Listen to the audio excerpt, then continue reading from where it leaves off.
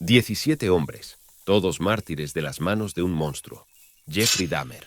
Entre 1978 y 1991, Jeffrey Dahmer arrebató la vida de 17 jóvenes de una forma tan cruel y horripilante que fue bautizado como el caníbal de Milwaukee. Algunos de sus maestros comenzaron a notar un cambio en el comportamiento de Jeffrey cuando tenía aproximadamente 10 años. Esto lo relacionaron con que su padre no estaba mucho en casa y su madre fue diagnosticada con una enfermedad mental. Sin embargo, fue en su adolescencia cuando empezó a mostrar algunos de los comportamientos que destinarían los años en los que cometió sus atrocidades. De acuerdo al propio relato de Dahmer, el divorcio de sus padres ahondó más esa sensación de abandono que se notaba desde su infancia. Y es en ese periodo cuando comete su primer crimen, en junio de 1978.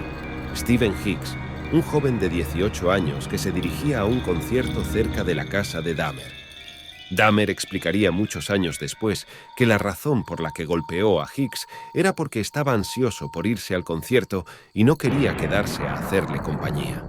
A partir de aquí, fue donde nació uno de los monstruos más horribles de la historia, cometiendo crímenes atroces solo para satisfacer sus más bizarros deseos. Con Hicks también inició un ritual perturbador con los cuerpos de sus víctimas. Los desmembraba, diluía algunas partes en ácido y después guardaba los huesos que quedaban tras la destrucción de las partes blandas.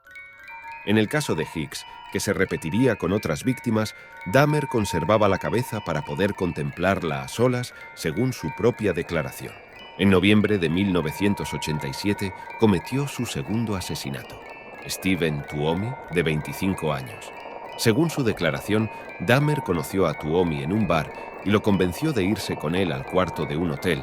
Dahmer cuenta en su declaración que no recuerda cómo asesinó a Tuomi. Él se despertó al día siguiente con el cuerpo sin vida del joven y sus manos llenas de moretones. A partir de ahí, inició una serie de asesinatos que seguían un modus operandi parecido. Dahmer conocía a un joven en un bar, lo llevaba a su casa, primero a la casa de su abuela, pero ésta finalmente lo echaría de ahí y terminó alquilando un apartamento barato en el centro de Milwaukee. Allí drogaba a sus víctimas y después las estrangulaba. Al inicio, llevaba a su casa a hombres que seducía en los bares, pero después les comenzó a ofrecer dinero para posar desnudos para él.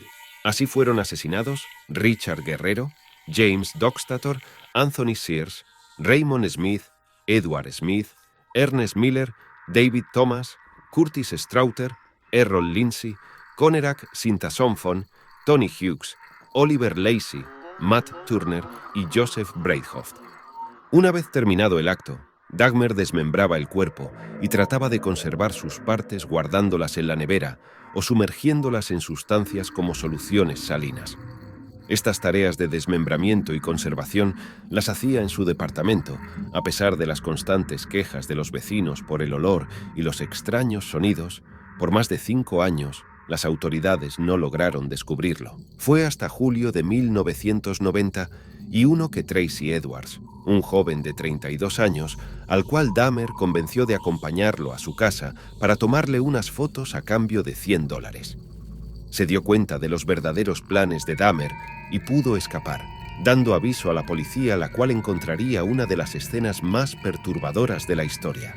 Fue así que por fin el carnicero de Milwaukee había sido capturado y condenado a 15 cadenas perpetuas en la prisión estatal de Ohio.